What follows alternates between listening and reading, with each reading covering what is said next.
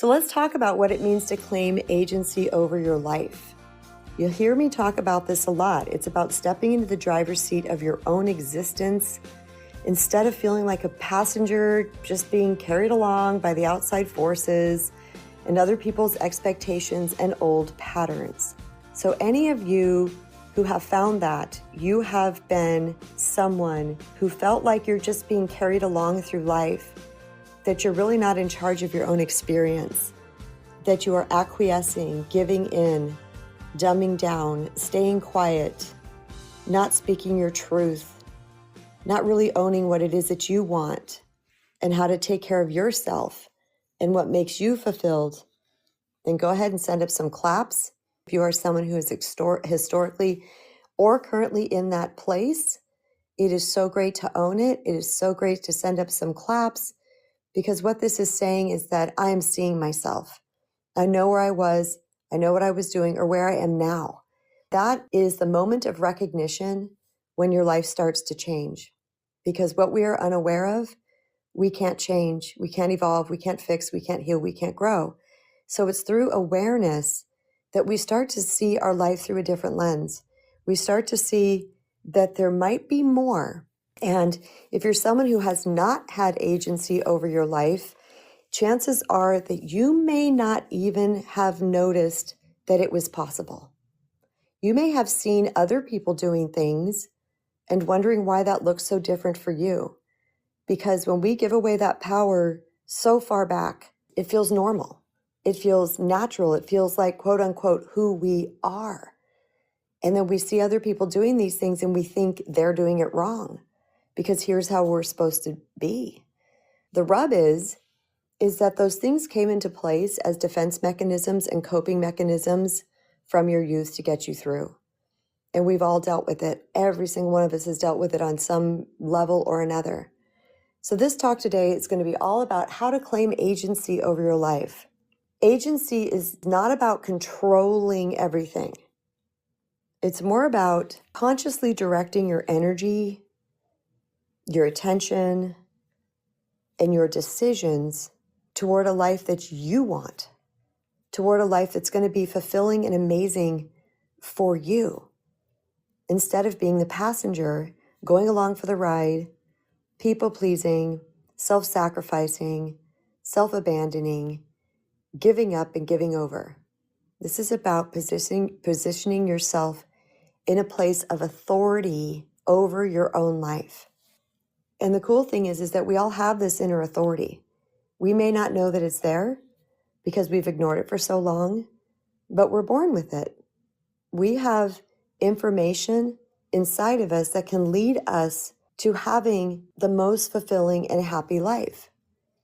But yet, like I said, due to past dramas and traumas and experiences, we may have lost that part of ourselves. And this is not the time to shame yourself or to make yourself feel guilty or to think there's something wrong with you, because there isn't.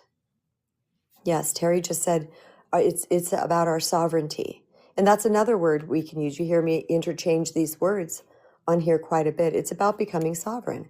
It's about saying, I matter, what I feel matters, what I do matters, my choices matter, and my decisions matter. Sovereignty/agency is all about ownership, which means while we're acknowledging what we can't control, we are also simultaneously responsible for our choices and our healing and what life gives us and how we respond. So yes, things come flying at us sometimes. Some crazy stuff can come flying at us sometimes. And if we responding through a filter of self-sacrifice or self-sabotage or self-abandonment, we're not having agency over our life at that point. So this is all about the inner healing work. This is about going within and saying, you know what? I'm going to own what's mine, and I'm going to not own what's not mine. Because sometimes people are going to accuse you of things, say things about you that absolutely aren't true. One of my children is such a hard worker, so much so that her boss relies on her and says, you're the one I need because I know you'll get it done, et cetera, et cetera, et cetera. And she recently heard, just via the grapevine, that there was some people that she worked with that were saying that she doesn't work. She messaged me this and I was like, my God. I said, baby, that's the filter they're seeing you with. Don't own it. Don't claim it. Because the child doesn't stop. And she has worked her way up through that. It's a store. So worked her way up through the ranks of that store because she's a go-getter. But yet, some strange filter that somebody's seeing her through, I think it's the filter of jealousy. That was my response. I said, I think someone is jelly. That's what I wrote back. Someone's filter that they're seeing us through can really rock us because we deep down know who we are. But then we might attempt to shift ourselves in some way to try to please that other person. What's that old saying? You can please some of the people some of the time, but you can't please all the people all the time. There's some amazing wisdom in that statement. She didn't even hold on to it because we've talked so much about this type of thing. I just said, don't own it. It's not yours. Don't claim it. You know who you are. And that's inviting her to stay in agency. That she can only control what she can control and cannot control the rest. The next thing that speaks to agency is choice. And choice is one of my favorite words. I love the word choice. It means that I am powerful. Not in a way that is negative. I'm meaning I have the power of choice.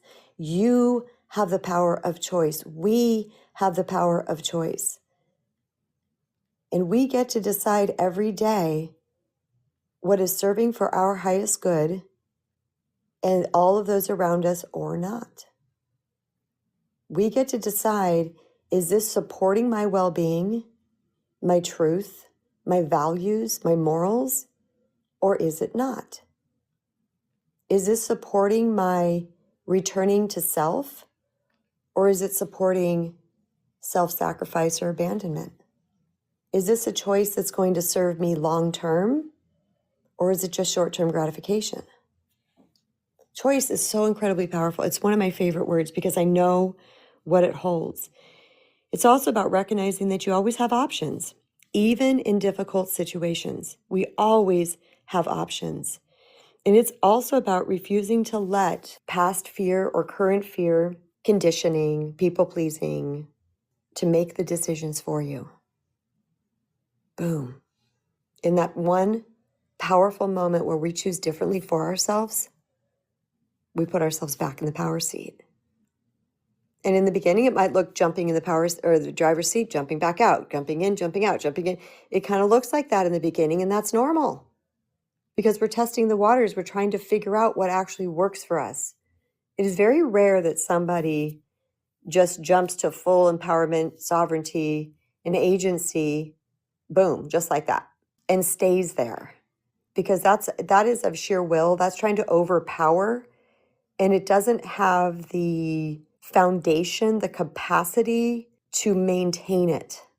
There's this law that I've heard recently, and I love. It's called the law of sustainment. I'd never heard this before. I heard it about 2-3 weeks ago. And the law of sustainment means any choice that we make that is rooted from a place of self-worth, we can maintain. But anything that is made from a lesser place, we cannot maintain. So when we seek to really own our true worth, the worth that's undescribable, the worth that we all have, the worth that we came here with, we're just worthy. That's all there is to it. It's unquestionable. But many of us have lost that along the way. But when we return back to that and truly claim our true worth, and sometimes that takes a minute, let's be honest. Sometimes we have to put some practices in place. We have to calm our nervous systems. We have to retrain our brain. We have to rewire our brain. Yes.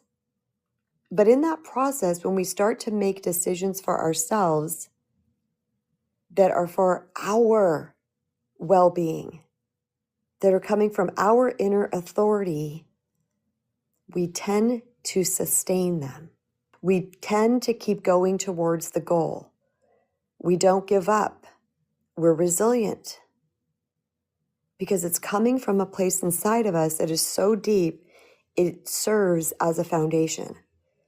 And when that foundation is weak, we can't sustain.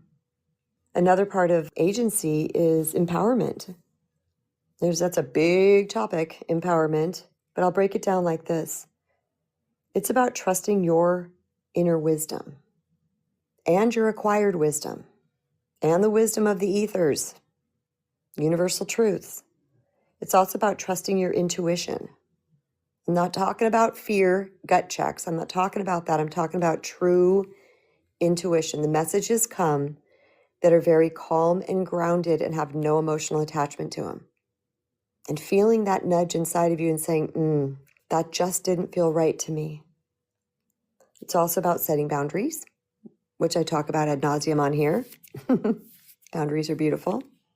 It's about creating a life that's aligned with your values instead of waiting for permission or validation. Sovereignty, inner authority, and agency is also about self-direction. That means that you're actively creating, shaping, and steering your path rather than being pulled off course by external influences. Boy, I have been pulled off course. I can't tell you. I can even say I wasn't even on course and got even pulled more off course based on all the things that I had mentioned. My old programming, my people-pleasing ways, my lack of knowing myself, my lack of trusting my inner authority, my lack of agency and sovereignty. I was all over the place. And then I'd be pulled a different direction and pulled a different direction. I was all over the place. Then I learned to really tap into me, to return back to myself. And in that center of me, I started to creating my life rather than being a victim of it. I started to become victorious in certain areas where I never was before. And in any way, shape, or form, meaning overpowering anybody, being arrogant, or selfish. That inner agency is so grounded when you reach it, when you get there, that the choices and decisions we make from that grounded place serve the highest good of all concerned, not just us. And I feel a lot of people who are suffering from people-pleasing symptoms, they're afraid to make choices from that place because it means they're going to lose the love. Someone will leave you, abandon you, reject you, think you're awful or ridiculous. And we stay in that cycle and we'll keep cycling and looping, buffering until we decide this is not working for me. I don't like this. Something's got to change. I don't know what it is. So be gentle with yourself if you don't know what it is. We hear so much out in the world of people saying, go do this, go do that. You just need to. You just need to this. You just need to that. You just need to speak up. You just need to set a boundary. You just need to have emotional intelligence. You just need.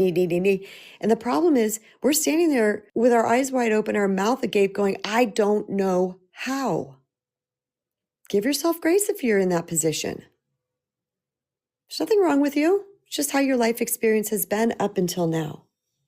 So in short, this is the shift from life is happening to me to life is happening through me. That I have a say in it, that I'm a co-creator, that I get to decide. Such a beautiful place to be. All right, we have Miss Robin coming up. Hello. Hello. Well, good morning. It's Good afternoon for morning. me, but for you, Good it's morning. afternoon. Good afternoon. So I am over here working on claiming my life.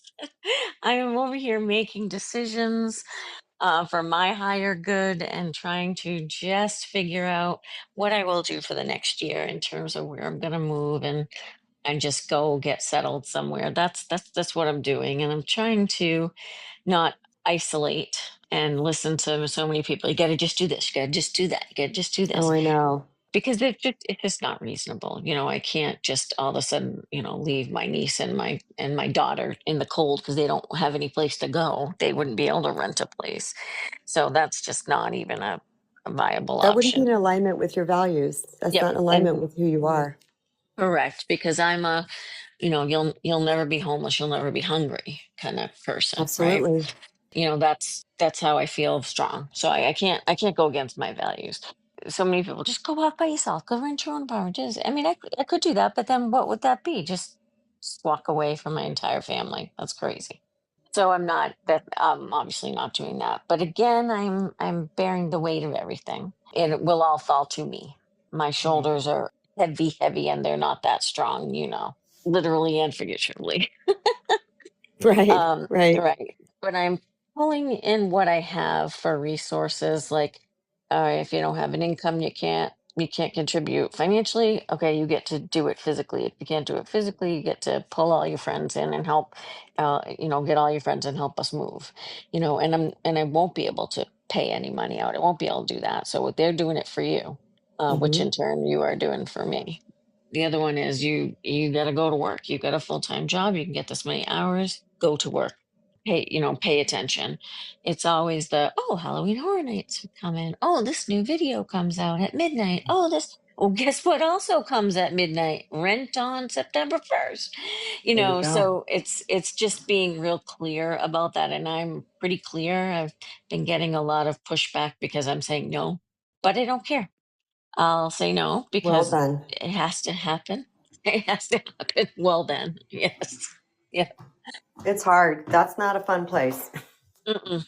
No, and I'm about halfway through your book, and I'm still I have to keep going back and reading it till like I really want it to sink in. When I read something, I'm like, wait, let me read that again. It's so Um, good, Robin. so yeah, so I'm in, I do think of the capital T truth, and truth is all we have sometimes besides love. I gotta say that because my friend Miss Cecilia would say, "Where's the love? Where's your love? Yep, the love."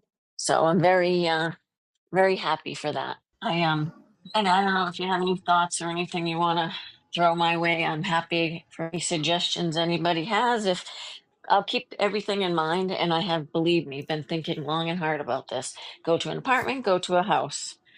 I'm I going don't to want give to you the best sacrifice. suggestion ever. You Listen ready? to my gut. Yes. Hmm. Listen to my gut. Get very, very, very, very quiet. Yeah. Meditate, let go of it all. Say, I am held. Universe has me. The answer is within my reach. Yada, yada. You heard VA's story. Same thing. She was just like Yeah. homeless all Yeah. of a sudden, right? Yeah. And Yeah. that was the same advice I gave to her, and everything just fell into place. And you're going to know. And also maintaining, saying, okay, ladies, this is what we're Mm-hmm. doing now, Mm. right? You're doing everything, Robin. I think it's that last little piece for you because you already know. Yeah. I think I know. No, you know what? I know. You know. I love that. Do you hear how she just reframed that?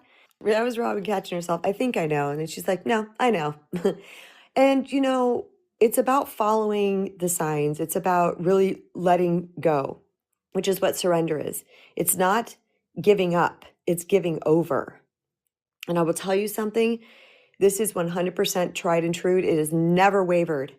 The second I let go of trying to think through it, solve it, do it, because sometimes these problems are just, they're beyond our ability to figure out. But when we let go, this crazy magical thing comes in where we just scratch our head going, what? Why is this so perfect? Is there a catch? No, there's not. It's because we got out of the way. I say it's we stop muddying the waters. Because when we are overthinking and doing all these things over and over again, our brain is so muddy that we can't even feel what's coming in, or something does come in and then we start overthinking that too. So this is about meditation, quiet, asking, letting go, surrender. Just I'm waiting for this to all fall into place for Robin. She's going to get on here and go, well, guess what happened? I love what she said about you don't know what you don't know. And I think it's important that we just sit with that for a minute and really truly allow that to sink in, that you don't know what you don't know. I don't know what I don't know. Your family, your brother, your partner, your best friend, all of these people in your life, your coworker don't know what they don't know. They just don't know it yet. And so, yes, there can be misunderstanding, or there can be a lens through which they see you that is inaccurate. But that just means they haven't had that experience yet. But we can't give up on our stance of what we do know because somebody else doesn't know. That's a hard place to be. That's, you know what that is? That's parenting 101 right there, where you know things. You know that delayed gratification is helpful to a child. You know, meaning like not getting the ice cream and the cookie and the candy and the things every second that they ask for it or whatever. You know what I'm saying? You know that them going to bed at 7 a.m. I remember my kids going to bed at 7 p.m. and they slept till 7 a.m. They were 12-hour sleepers. Of course, they didn't want to go to bed. And I would love to spend more time with them or joke around, but I was like, I know this is good for them. So I have to do this. And, you know, we get the fights and the arguments and the pushbacks and the things like that. Boundaries with our older kids. They don't know it yet. They think we're mean. They think we're awful. They think we're whatever they might think, but really we're doing this for them, but they don't know it yet.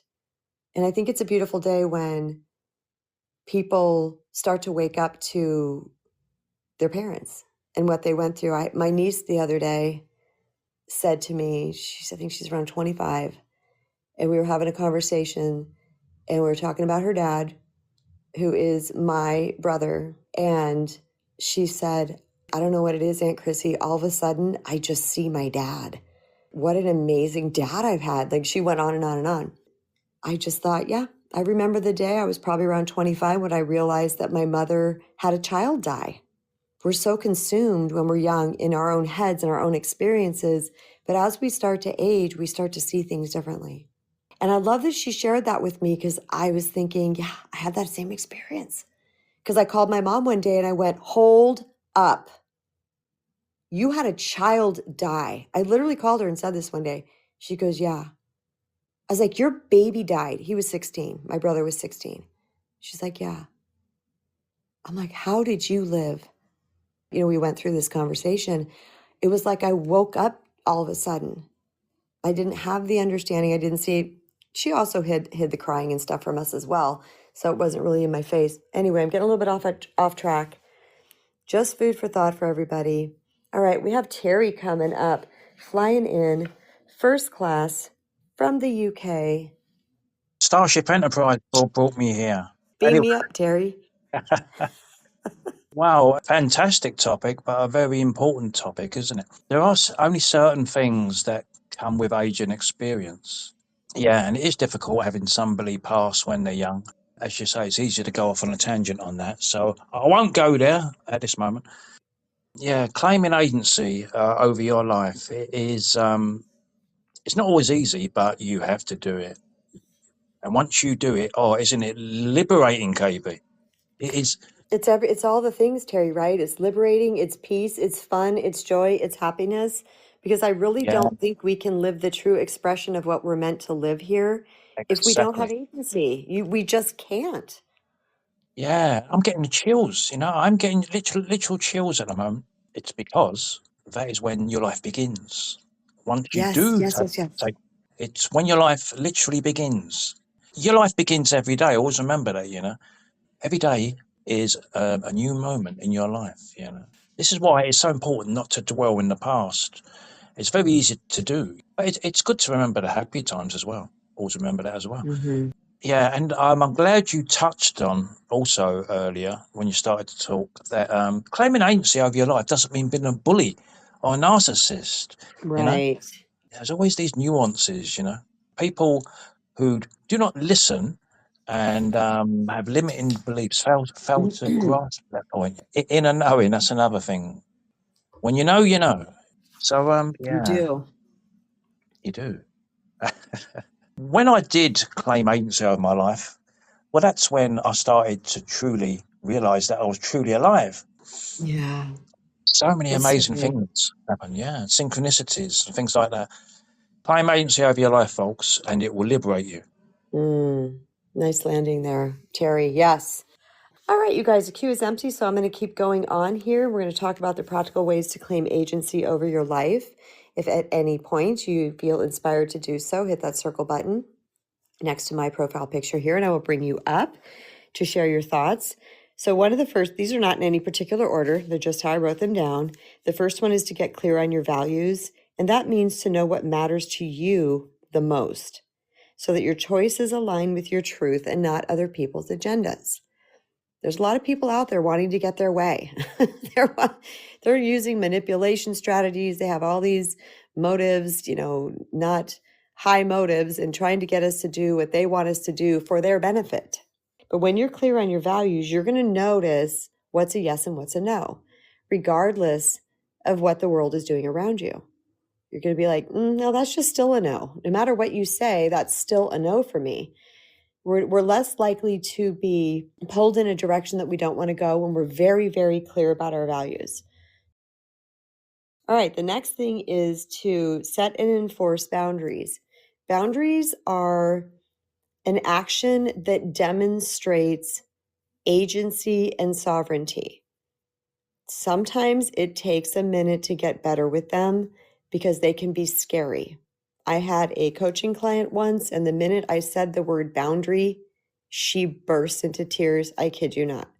She needed to set boundary with her parents. She was in her 20s, probably later 20s, maybe around 27, I think. And she burst into tears because in the culture that she was raised in and how the family unit was, all these things, she said, I knew this word was going to come up and I'm scared to death. So don't think that if you're scared to set boundaries, that you're all it means is that you've been conditioned in a way that seems impossible. Doesn't mean you're weak. It means your brain is telling you that is red alert, something bad's going to happen if I do this. Doesn't mean it has anything to do with weakness, but yet on the polarity of that or the conversely of that, we have to cultivate that strength. So it's not that you are weak, quote, quote, but you do need to have the courage to work towards it to be able to set your boundaries. Take your time with that. Robin mentioned she's reading my book when she was talking about boundaries, and I almost said, have you made it to the boundaries chapter yet? I don't remember which chapter it is, 5, 6, 7, I don't know. There's 8 chapters in the book. I think I don't know. I'm not even going to guess. But that chapter is so, I go in and out of all the things. But again, I like to write very clear and concise. Some people have a whole book on just boundaries. Like, to me, that's way too many words. It's like, here's what you do. Here's what it means. Here's what you do when this happens. Like she said, she was getting the pushback. That's a tough space to be when we're setting boundaries and we get the pushback because it tempts us to fold. It makes us question ourselves until we're stronger in our boundaries, until we're stronger in our values, until we're stronger about how we want to be treated or what is going to be required around us, these type of things. It can take a minute to filter your way through that space. So setting boundaries, again, none of this is Rome's not built in a day. You're not going to become this mega sovereign person in 36 hours. It's about moving forward in that direction and allowing yourself to have the setback, the fallback. I've spoken about this before. My book is called The Recovering People Pleaser. My publisher wanted me to name it The Recovered People Pleaser, like it's done and gone. And I understood her point. She was great at titles and things. I chose my title, but she was trying to shift my title. And I really took it into account. I thought about it. I said, let me think about this. I thought about it for a couple of days and I said, no, because this speaks to work in progress and doesn't have this carrot out there that you're going to get to that. We are constant works in progress. That's all there is to it. It's not that I really do people-pleasing things anymore, but yet there are moments, and they're rare, but they're there, where I've just watched myself say or do something people-pleasing. So can I call myself truly a recovered? And someone else came on my stage once and says, oh, you're a recovered girl because you caught it and you changed it or something like that. I'm like, I get what they're saying, but my auto mechanism isn't that. I still have to consciously work through things in my head. I'm just faster at it. I'm stronger about it. And even the maybe tiny bit that I people pleased somewhere, it wasn't anything that was going to affect me or anybody else. It was just something that was probably not even recognizable by anybody else, if you know what I'm saying. It was like, I just knew, that was a little pleasy there, Kristen. So allow yourself to be in process.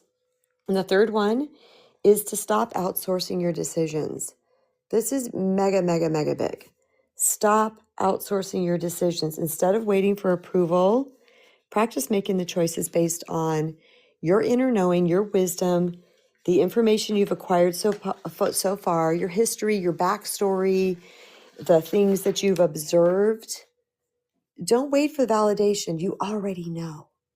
We already know because we are connected to universal intelligence. We already do know in the deepest, deepest, deepest. It's about having the courage to do the thing that we already know, or to sometimes even trust it, because that deepest, deepest inner knowing is very quiet. It's very soft. So we are like, is that enough? Because we're so used to the ego screaming at us and it being loud and getting all of our attention. It takes a minute to start to trust that inner knowing. But man, once you do, and I just had a conversation with a friend right before I joined here that said, boy, when you and I tap into that, we are go. I'm like, yep, we're very much alike in that department. It's like once we know that and we're locked in, it's like, boom, we don't question it anymore. So that is something that to think about. Am I outsourcing my validation, the right answer, my next steps, or not? All right, I'll take a pause there so I can bring up our next guest, who is our very own Director of Programming, Daryl with the Dashes. Thank you for joining me. And then we have Terry back in the queue. Hey, Daryl. Hey, can you hear me okay? You're perfectly clear. Oh, so wonderful. So I want to say some things are coming through for me as you're talking about this. You're kind of like saying, okay, the inner voice versus everybody else's opinions and all these different things. And I was thinking about sort of hard facts from a newspaper department that has like a news department, and that the hard facts that is looking to confirm and get the evidence and get the information and all that, they have a driver that is way different than the editorial department, way different than the letters to the editor, way different from all that. I know we're talking newspapers and it's 2025, but let's just go back to that idea that they had to confirm with evidence before they spoke about things. This is back in the day when actually that was an important thing. And it seems like now we're leading so much based on the editorial aspect that we get all this fog about the hard facts. And the truth about the hard facts is that they don't come sometimes with enough real truth. They come flavored with the Monday morning quarterback. Hey, the team should have done this and the team should have done that. And the coach was there on the field and he was making the calls. And you know what? You can sit back and you can pontificate all you want about what that coach should have done on that field at that time. And that's why they, quote unquote, lost the game.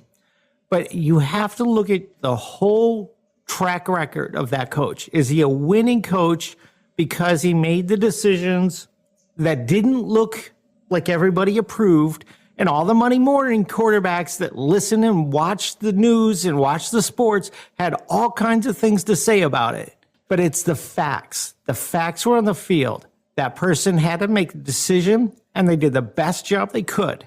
And so this is what I'm picking up. It's sort of like we sit here and we judge ourselves, right? We sit here and judge ourselves based on that evidence that is right in front of our face that, oh, this person said this, or that didn't work out exactly as I thought. Oh, my bank account just went negative. I must have made a mistake.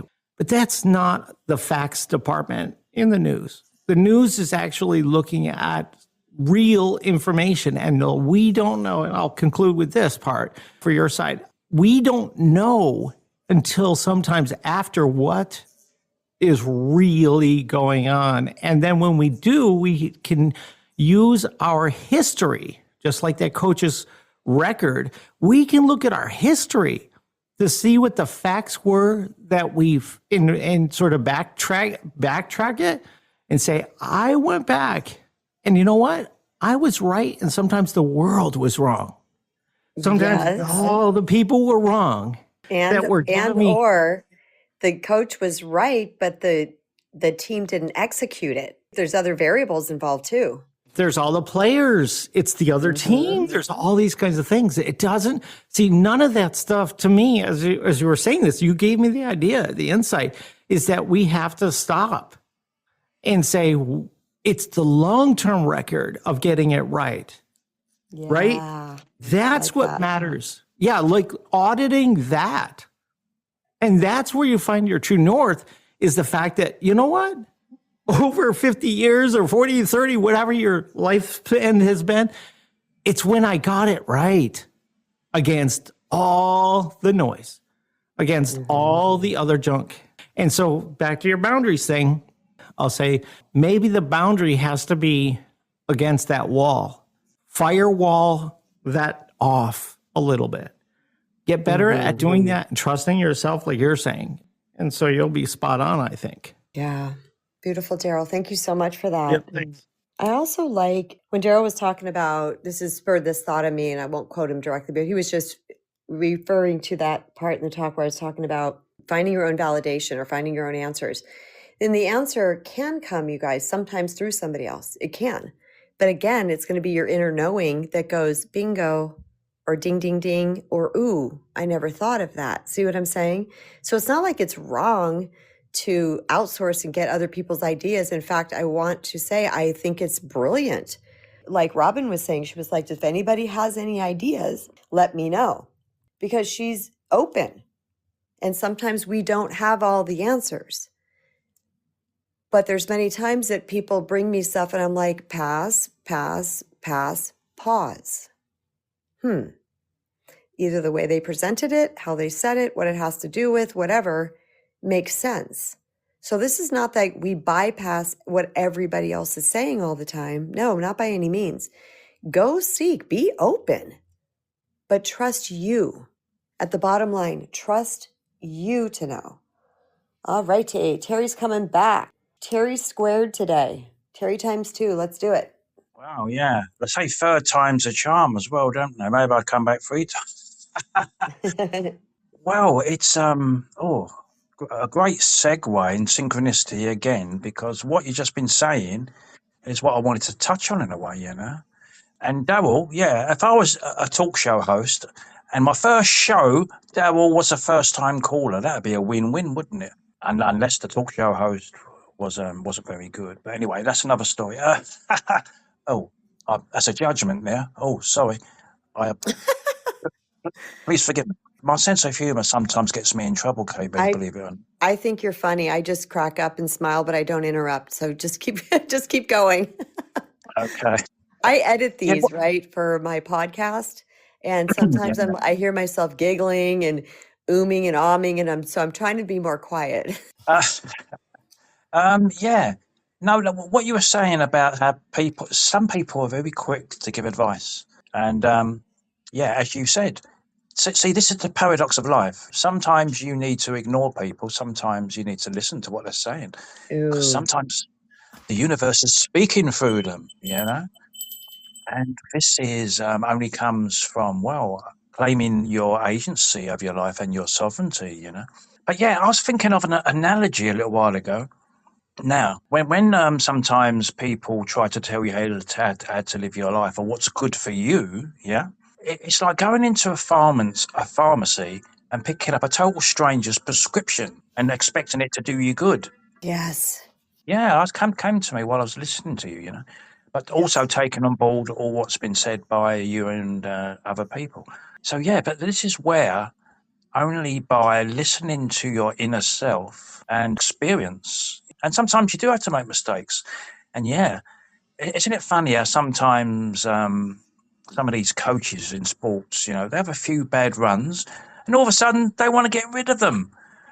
Yeah. And the supporters of the team want to get rid of them, things like that, you know. But without the trials and tribulations and learning what works and what doesn't, how are you going to be the best you can be, you know? So, Exactly. yeah. I think I've That's said why all I want to say, KB. That's why I stopped watching NBA, because I was a Phoenix Suns fan way back in the day, and I loved this team. And then all of a sudden they just broke, and we went to got the championship, and all of a sudden they broke the whole team apart.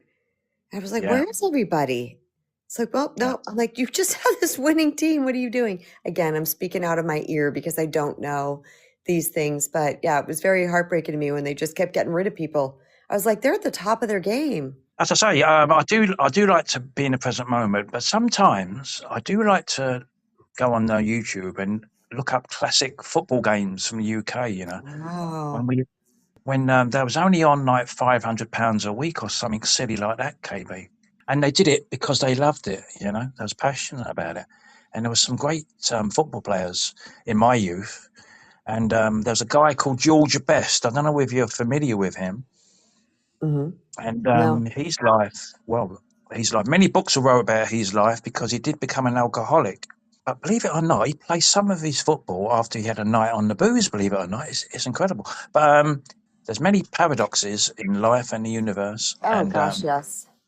yeah, Did you watch it, Ted Lasso? the name rings a bell. Can you quickly Oh, remind me who he is? Ted Lasso, it's a show and it takes place in the UK, and it's an American guy that comes to the UK because this woman, it's a long story, but anyway, she invites him because she thinks she's going to ruin the football team, the soccer team, but Oh, he doesn't. It's just yeah, such a great show. If you have an opportunity, watch it. I will. I've heard a few people mention it. I will look into it. But it's something I want to say quickly. Sometimes it's not this or that, it's this and that. Oh, wow. Sometimes it's not this or that, it's this and that. I love that. The words of wisdom from our Noomers. My goodness gracious. The next one is to shift from victim to creator mindset by asking yourself, what could I do instead of why is this happening to me? Massive, massive, massive, massive way to put yourself in the power seat of your life. Because I was in, why is this happening to me? This sucks. I hate this, blah, blah, blah, blah, blah. And while I was staying in that, I was just swirling the drain. I was just hovering down there near the bottom. It wasn't until I finally said, you know what? What can I do here? Where's my power? And at first it looked like, screw all you people. I'm going to, meaning my former partners, I'm going to rise to the top and I'm going to have the most amazing life despite what you did. At first it looked like that for me 15, 16 years ago. And if that's where I got my power, that's okay. That's not where I stayed, because as we heal, we don't even care about that. We don't care about revenge or living a best life is your best revenge and all these. We stop caring about that. But my goodness, if that's what gets you started and lights a fire under you, then do it. Stop playing the victim. Stop owning the victimness. Yes, you were victimized. Yes, crappy things happen. Trust me, I know. I have a PhD in betrayal based on so many experiences in my life. And you get to decide what you're going to do with it. So shifting from victim to creator. Take responsibility for your patterns. Ding, ding, ding. Huge one. I'm going to ring my bell. Notice where you self-sabotage, people please, repeat cycles. Notice, I'm doing this again. Dang it, I did that again. Why do I keep doing this? Patterns have so much information. So much information if we're willing to go in and look at the pattern, own the pattern, recognize the pattern. Don't be shameful about the pattern. Just say, oh my gosh, I have this pattern. What's driving this train? When you recognize what's driving the train, you are going to be able to start to choose differently. That's just the way it works. Sometimes we got to know that first. Next one, claim your voice. Speak your truth, even if your voice shakes, even if it's scary, even if you're afraid of what someone's going to say. Speak your truth. Throw it all out on the table. This doesn't mean be a jerk, bully, arrogant. That's not what I'm saying. What matters to you? What are your feelings? What's your take on it? What's your opinion? What do you need to say to somebody? What is on the tip of your tongue that you're shaking in your shoes to say? But your inner being is saying, say it, say it. You know, you got to say it. Being willing to speak up and claim your voice. The next one is to choose your environment wisely. This is all about surrounding yourself with people and spaces and environments that feel good, that grow you, that expand you, that encourage you, that motivate you, that light you up. where you feel love and not attack, not environments that shrink you, that you want to stay quiet and small and you leave there absolutely drained of your energy. What feels good and right? And then doing that thing. I started doing that too. And here's the thing, you guys, it wasn't like I had to just stop being friends with somebody. It's just, I just decreased the amount of time I was around them because some people I love dearly, but holy moly, they were in some season in their life that was not fun to be around. Didn't even say anything. I just started to pull back. And it depends the tier, what tier they're at, how close their inner circle is to you. Like, are they in the first tier, the second tier, the third tier, about how you handle it, right? But being willing to handle it. Do I say something? Do I not say something? Do I just pull back a little bit? Or is that being passive aggressive? Am I being, questioning yourself? All of this is sovereignty. All of this is agency because you get to choose every single step of the way. The next one is to practice self-trust. And this means trusting yourself to do what you say you're going to do. Honor the word to yourself. Keep your promises and follow through. Hey guys, yes, I'll go with you tonight to celebrate Bob's birthday, but I'm leaving at 9.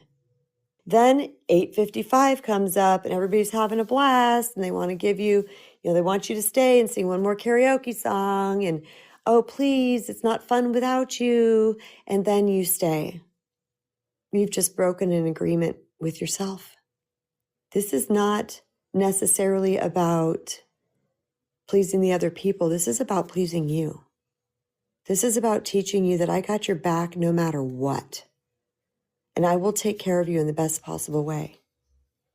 The next thing is taking aligned action, even if they're little teeny tiny baby steps toward what you want to build. Momentum will come from that. Because as we take these baby steps forward, like let's say when I decided to write my second book, my first step always is writing an outline. It was a baby step. It's just an outline on a piece of paper. And then I rewrote it again and again and again and again and crossed it out and decided. And 3 days later, I had another idea. That it seems like such a baby step, but just writing the outline ignited me. It inspired me. It made me want to do more. Momentum started to build. Do you know what it feels like to write? If you're a writer, you know this. If you're not, you won't. To write the first sentence. I knew the first sentence of my book. I knew the first sentence, and that's all I knew. I see you, soul sibling. That was it. Where do I go from there? What's the second sentence? But I didn't allow myself to think what I had to write. I just said, this is just going to be from my heart, and that's all there is to it. That's it. But the momentum will come naturally as you start baby steps in the right direction. So keep that in mind. And then the last one is to rewrite your story. This is sovereignty. This is agency. This is claiming your inner authority by rewriting your story, which means reframe the old narratives of powerlessness into ones of resilience, choice, and growth. This is saying, yeah, I was that, but I am now, even though it's not 100%. It's being am statements that you're using over your life, over yourself. It's not claiming that old version of you anymore. There's something so powerful of that. Because when we continue to identify with the identities of the past, we're going to stay stuck in that. But when we start to claim who we want to be, who we are aiming towards, and using I am statements to get there, our choices and decisions will align with that. Welcome, Stephen. What a good lead in. Thank you. You're welcome. I think in 17 and 18, the biggest thing I had to learn to get my autonomy back was to figure out that the person that I was trusting the most, i.e., my ex, she was in victimhood, and we basically lived and made sure everything was done from the fear end. It's like, okay, if we cover all these bases, it's like this bad thing won't happen. And if we do all this planning and planning and planning and planning, this bad thing won't happen. All that does is the bad things that happen are less than 5 to 10% of the people experience that. And so that became a thing probably 10 years into the marriage. It's like, okay, yeah, something's going to happen, and less than 10% of the people are ever going to experience this, because that's just how it happened to us. But that was the universe showing us this is what happens. So when you were dealing with such a fearful person back in the day, would you say you were less sovereign? Oh, yeah. If there was going to be a discussion as to making choices, there would be all kinds of reinforcement of the fear on her side. And if I couldn't come up with ways to just knock that fear down, then it was valid. And I remember, so I believe she's an only child from, and my mother-in-law was 30 when she had her. And I remember one time I'd been listening to somebody else, and I would go visit every now and then. And I said, I brought a book, Redefining Anxiety, and left it at her house. And she says, because I said, I said, we all make choices. I said, you want better results, make better choices. And she says, I think I was probably in my late 30s, like maybe 35, before I realized I had a choice. And I'm thinking, if my ex lived her first 5 years of her life under that, no wonder.